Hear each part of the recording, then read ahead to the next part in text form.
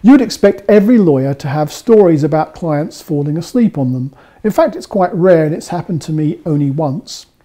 I was representing a client at an inner London magistrates court. He was in his 50s, he was very well turned out with blazer, shirt, tie, grey flannels. The first thing I did that morning was to tell him that he would go to prison, where he'd been many times before, always for theft. His downfall, like many clients, was the drink. By 11 o'clock, he appeared jolly. By 12 o'clock, he had a massive grin.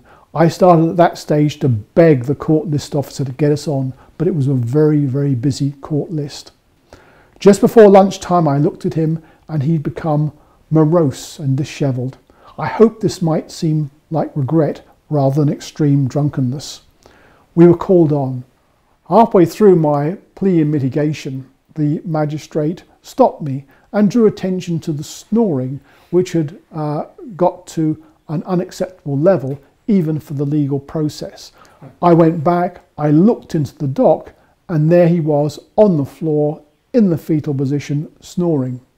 However, the magistrates told me that they had decided that they were not going to send him to prison, they were going to give him probation, and they wanted me to tell him, and they were off to lunch. And that's what they did. And the policeman left too, and I was left alone with the client on the floor of the dock snoring.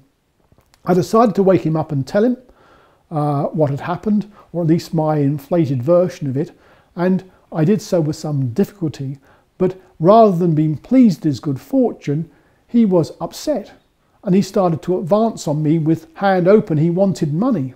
And I did at that stage what many lawyers have done over the years, and that is a runner.